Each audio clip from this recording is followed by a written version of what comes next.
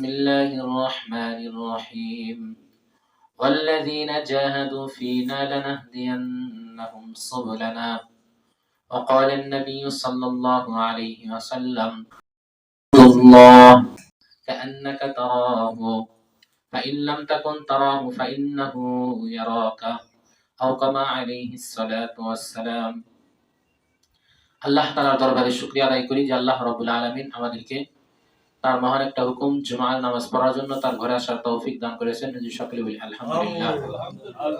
আল্লাহ তাআলার অশেষ মেহেরবানি এবং আমাদের প্রতি তার ভালোবাসা যে আল্লাহ রাব্বুল আলামিন তার একটা হুকুম পালন করার জন্য তার ঘরে আসার তৌফিক দান করেছেন। এটা অত্যন্ত বড় একটা নিয়ামত, যে নিয়ামত আল্লাহ তাআলা সবাইকে দেন না।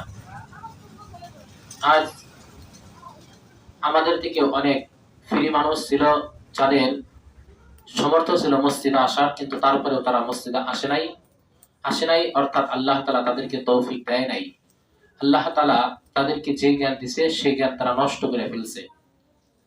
তো আমি আপনাদের সামনে যে আয়াতে কারিমা এবং হাদিস পাঠ করছি, দেখেন এই আয়াত এবং হাদিসে কারিমা যদি আমরা একটু এর ব্যাপারে যদি একটু আলোচনা করি আর একটু যদি চেষ্টা মেহনত করি, তো এই আয়াত এবং হাদিসের মাধ্যমে বুঝতে পারবো যে আল্লাহ তাআলা আমাদের জন্য ইবাদত করাটাকে কত সহজ করে দিয়েছেন।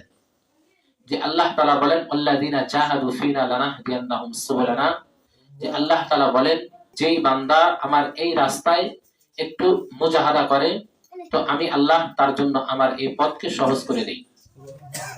আমি তার জন্য আমার এই পথকে সহজ করে দেই। যেমন যেই বান্দা আল্লাহ তাআলার হুকুম মানতে চায়, তার কাছে এই শরীয়তটাকে কোনো কষ্টই মনে হয় না, বরং তার কাছে একটা সহজ মনে হয়, সহজ রাস্তা মনে হয়, সহজ পথ মনে হয়।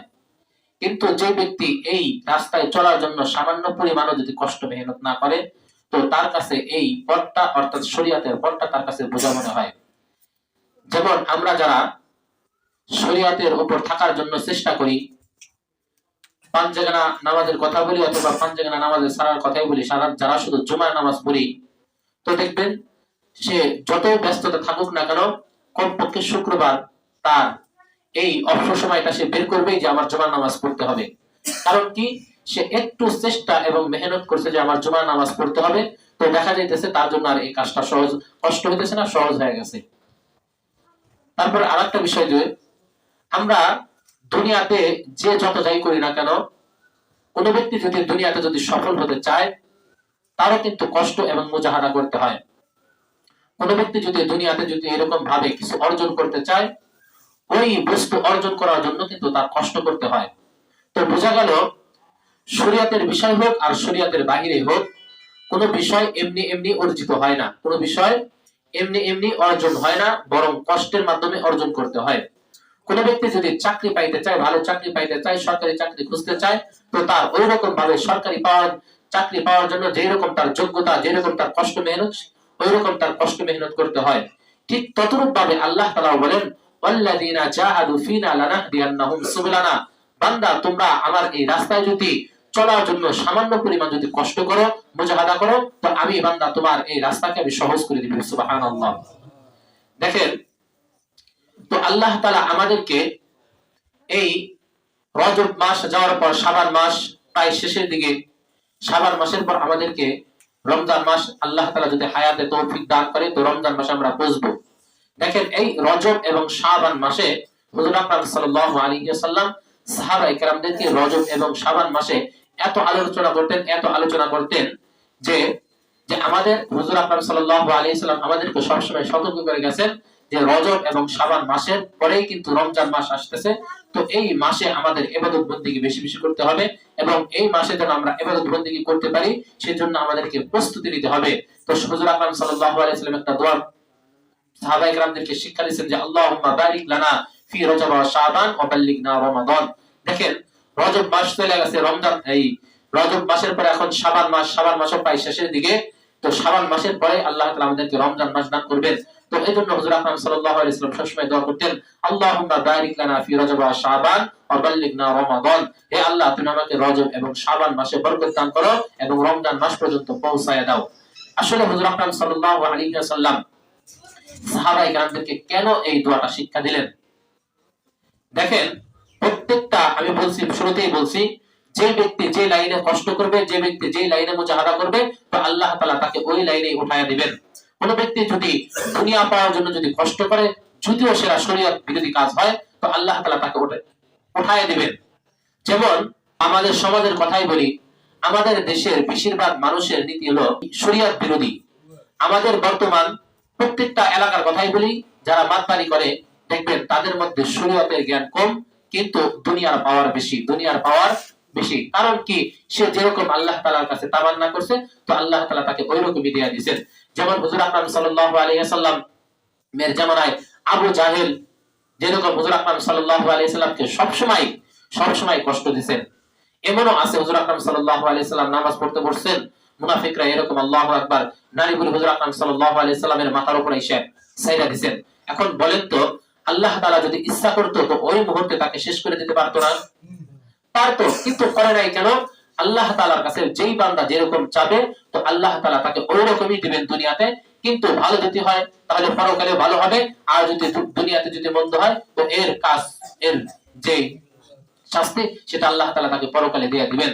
তো এর জন্য আমরা যদি এই যে কথা বলতেছিলাম যে কষ্ট মুজাহাদা, তো হুজুর আকরাম সাল্লাল্লাহু আলাইহি ওয়াসাল্লাম সাহাবায়ে কেরামদেরকে বুঝাইতে চাইছেন যে তোমরা রজব এবং শাবান মাসে প্রস্তুতি নাও, যাতে করে আমরা একদম কোনো টেনশন ছাড়াই স্বাভাবিকভাবে যেন আমরা রমজান মাসের ইবাদত বন্দেগীগুলো করতে পারি। রমজান মাসের যে সমস্ত আমলগুলো আছে, সেই সমস্ত আমলে যেন আমাদের ব্যাঘাত না ঘটে। তো তোমরা এই রজব এবং শাবান মাস থেকে তোমরা প্রস্তুতি নাও।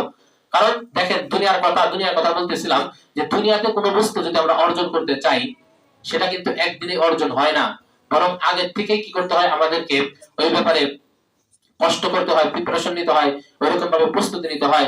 স্বাভাবিক একটা বিষয়ের কথা বলি, যারা এরকম মেম্বার চেয়ারম্যান হয়, তারা কিন্তু ওই ভোটের দিনই শুধু মানুষের কাছে বলে না, বরং তার আগের থেকে 1 মাস 2 মাস 3 মাস আগের থেকে তারা এরকম ভাবে কি করতে থাকে, কষ্ট করতে থাকে। একটা সহজ বিষয়, ঠিক ততরূপ ভাবে কোন ব্যক্তি যদি কোন স্কুল ছাত্রছাত্রী যদি পরীক্ষায় পাশ করতে চায়, তার প্রথমে স্কুলে ভর্তি হতে হয়, লেখাপড়া করতে হয়। বিষয়টা কিন্তু এমন না যেদিন পরীক্ষা শুধু ওই দিনকে রাত্রে পড়ে গেলাম আর পাশ হয়ে আসলাম, বিষয়টা কিন্তু এমন না।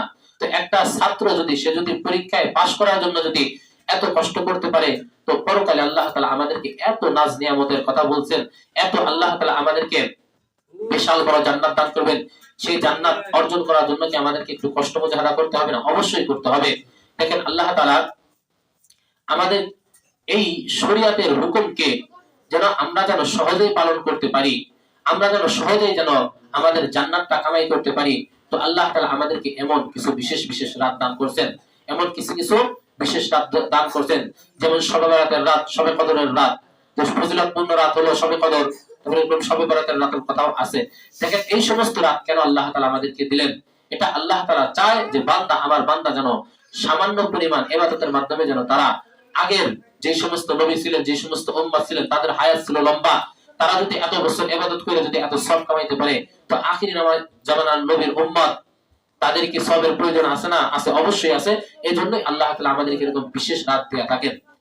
এখন আমাদের ইবাদতের অবস্থা হচ্ছে এইরকম যে আমরা ইবাদত করার ভিতরে মজা পাই না, এই কারণেই যে ইবাদত মনে করি যে নামাজ পড়তেছি, পড়ার কথা বলছে তো পড়লাম।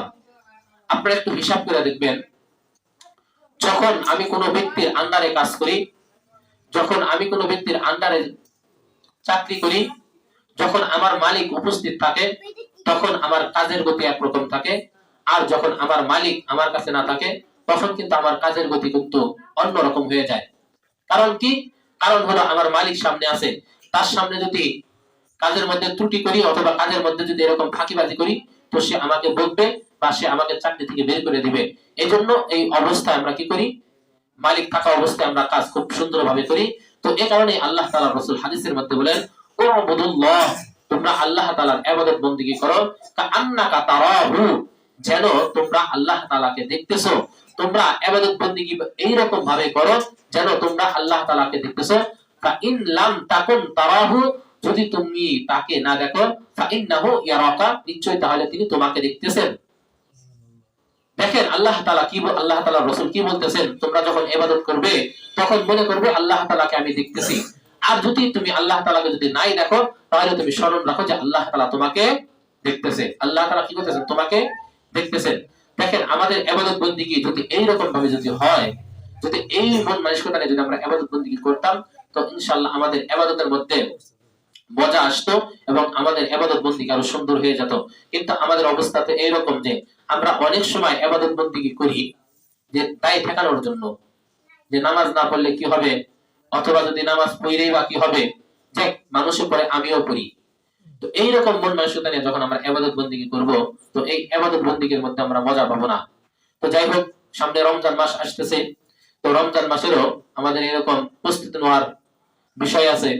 দেখা যাইতেছে রমজান মাসে আমরা এত ব্যস্ত হয়ে যাই বা আমাদের খিদা এত বেড়ে যায় যে দেখা যাইতেছে যে ব্যক্তি রমজান মাস ছাড়া খায় না, ওই ব্যক্তি দেখা যাচ্ছে রমজান মাসে বেশি খাওয়ার জন্য চেষ্টা করে, মনে হয় আর সবসময় খিদা লেগেই থাকে। সামনে রমজান মাস আসতেছে, আমরা চেষ্টা করব রমজান মাসে রোজা রাখার জন্য। আল্লাহ তাআলা আমাদের সবাইকে তৌফিক দান করুক এবং